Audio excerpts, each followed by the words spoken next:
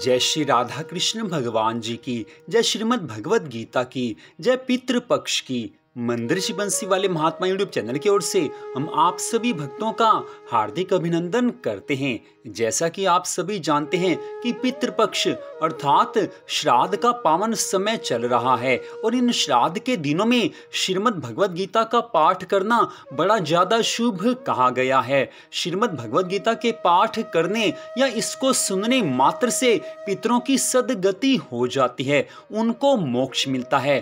किसी भी कारण से अगर हमारे पितर किसी नीच योनि में पड़े हों तो श्रीमद् भगवत गीता के पाठ को सुनने मात्र से उनकी सद्गति हो जाती है, उनको मोक्ष मिलता है। तो आज हम आपको श्रीमद् भगवत गीता का 14वां अध्याय सुनाने जा रहे हैं। वैसे तो यह अध्याय कभी भी सुना जा सकता है, लेकिन चतुर्दशी के श्राद्ध के दिन इसको अवश्य सुनना चाहिए या इसका पाठ करना चाहिए। तो श्रीमद् भगवत गीता का 14वां अध्याय इस प्रकार है। उसके उपरांत श्री कृष्ण भगवान बोले, हे अर्जुन, ज्ञानों में भी अति उत्तम परम ज्ञान को मैं फिर भी तेरे लिए कहूंगा कि जिसको जानकर सब मुनिजन इस संसार से मुक्त होकर परम सिद्धि को प्राप्त हो गए हैं। हे अर्जुन, इस ज्ञान को आश्रय करके अर्थात धारण करके मेरे स्वरूप को प्राप्त हुए पुरुष सृष्टि के आदि में पुनः उत्पन्न नहीं होते हैं और प्रलय काल में भी व्याकुल नहीं होते हैं, क्योंकि उनकी दृष्टि में मुझ वासुदेव से भिन्न कोई वस्तु है ही नहीं। हे अर्जुन, मेरी महत ब्रह्म रूप प्रकृति अर्थात त्रिगुणमयी माया संपूर्ण भूतों की योनि है, अर्थात गर्भाधान का स्थान है और मैं उस योनि में चेतन रूप बीज को स्थापन करता हूँ। उस जड़ चेतन के संयोग से सब भूतों की उत्पत्ति होती है। हे अर्जुन, नाना प्रकार की सब योनियों में जितनी मूर्तियां अर्थात शरीर उत्पन्न होते हैं, उन सब की त्रिगुणमयी माया तो गर्भ को धारण करने वाली माता है और मैं बीज को स्थापन करने वाला पिता हूँ। हे अर्जुन, सत्वगुण, रजोगुण और तमोगुण ऐसे यह प्रकृति से उत्पन्न हुए तीनों गुण इस अविनाशी जीवात्मा को शरीर से बांधते हैं। हे निष्पाप, उन तीनों गुणों में प्रकाश करने वाला निर्विकार सत्वगुण तो निर्मल होने के कारण सुख की आसक्ति से और ज्ञान की आसक्ति से अर्थात ज्ञान के अभिमान से बांधता है। हे अर्जुन, राग रूप रजोगुण को कामना और आसक्ति से उत्पन्न हुआ जान, वह इस जीवात्मा को कर्मों की और उनके फल की आसक्ति से बांधता है। और हे अर्जुन, सर्वदेहाभिमानियों के मोहने वाले तमोगुण को अज्ञान से उत्पन्न हुआ जान, वह इस जीवात्मा को प्रमाद, आलस्य और निद्रा के द्वारा बांधता है, क्योंकि हे अर्जुन, सत्वगुण सुख में लगाता है और रजोगुण कर्म में लगाता है तथा तमोगुण तो ज्ञान को आच्छादन करके अर्थात ढक के प्रमाद में भी लगाता है। और हे अर्जुन, रजोगुण और तमोगुण को दबाकर सत्वगुण होता है अर्थात बढ़ता है तथा रजोगुण और सत्वगुण को दबाकर तमोगुण बढ़ता है। वैसे ही तमोगुण और सत्वगुण को दबाकर रजोगुण बढ़ता है। इसलिए जिस काल में इस देह में तथा अंतःकरण और इंद्रियों में चेतनता और बोध शक्ति उत्पन्न होती है, उस काल में ऐसा जानना चाहिए कि सत्वगुण बढ़ा है। और हे अर्जुन, रजोगुण के बढ़ने पर लोभ और प्रवृत्ति अर्थात सांसारिक चेष्टा तथा सब प्रकार के कर्मों का स्वार्थ बुद्धि से आरंभ और अशांति अर्थात मन की चंचलता और विषय भोगों की लालसा, यह सब उत्पन्न होते हैं। तथा हे अर्जुन, तमोगुण के बढ़ने पर अंतःकरण और इंद्रियों में अप्रकाश और कर्तव्य कर्मों में अप्रवृत्ति और प्रमाद अर्थात व्यर्थ चेष्टा तथा निद्रा आदि अंतःकरण की मोहिनी वृत्तियां, यह सब ही उत्पन्न होते हैं।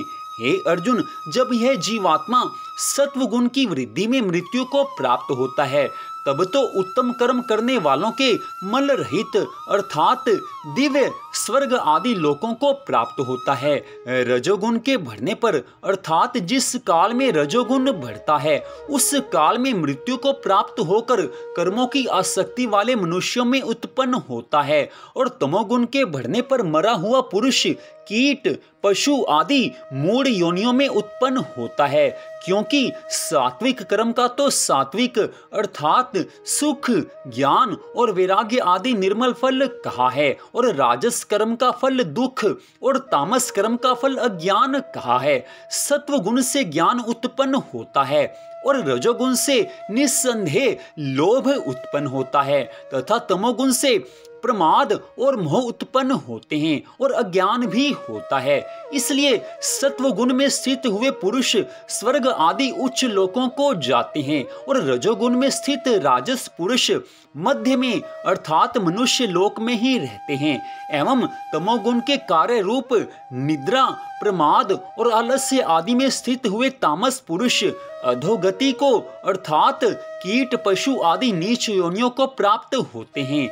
हे अर्जुन, जिस काल में दृष्टा अर्थात समष्टि चेतन में एक ही भाव से स्थित हुआ साक्षी पुरुष तीनों गुणों के सिवा अन्य किसी को करता नहीं देखता है, अर्थात गुण ही गुणों में बरतते हैं ऐसा देखता है, और तीनों गुणों से अति परे सच्चिदानंद घन स्वरूप मुझ परमात्मा को तत्व से जानता है, उस काल में वह पुरुष मेरे स्वरूप को प्राप्त होता है। तथा यह पुरुष इन स्थूल शरीर की उत्पत्ति के कारण तीनों गुणों को उल्लंघन करके जन्म मृत्यु वृद्धावस्था और सब प्रकार के दुखों से मुक्त हुआ परमानंद को प्राप्त होता है। इस प्रकार भगवान के रहस्य युक्त वचनों को सुनकर अर्जुन ने पूछा कि हे पुरुषोत्तम, इन तीनों गुणों से अतीत हुआ पुरुष किन किन लक्षणों से युक्त होता है और किस प्रकार के आचरणों वाला होता है, तथा हे प्रभु, मनुष्य किस उपाय से इन तीनों गुणों से अतीत होता है।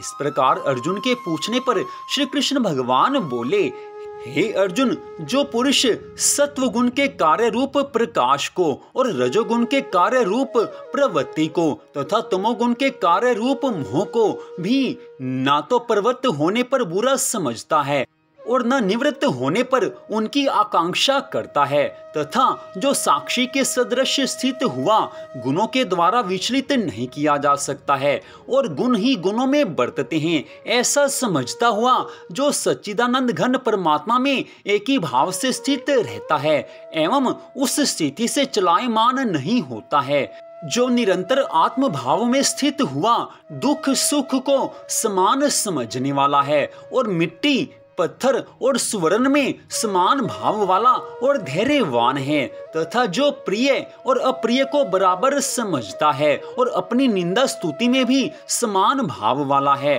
तथा जो मान और अपमान में सम है और मित्र और वैरी के पक्ष में भी सम है, वह संपूर्ण आरंभों में कर्तापन के अभिमान से रहित हुआ पुरुष गुणातीत कहा जाता है। और जो पुरुष अव्यभिचारी भक्ति रूप योग के द्वारा मेरे को निरंतर भजता है, वह इन तीनों गुणों को अच्छी प्रकार उल्लंघन करके सच्चिदानंद घन ब्रह्म में एक ही भाव होने के लिए योग्य होता है। हे अर्जुन, उस अविनाशी पर ब्रह्म का और अमृत का तथा नित्य धर्म का और अखंड एक रस आनंद का मैं ही आश्रय हूँ, अर्थात उपयुक्त ब्रह्म अमृत अव्यय और शाश्वत धर्म तथा एकांतिक सुख, यह सब मेरे ही नाम हैं, इसलिए इनका मैं परम आश्रय हूँ।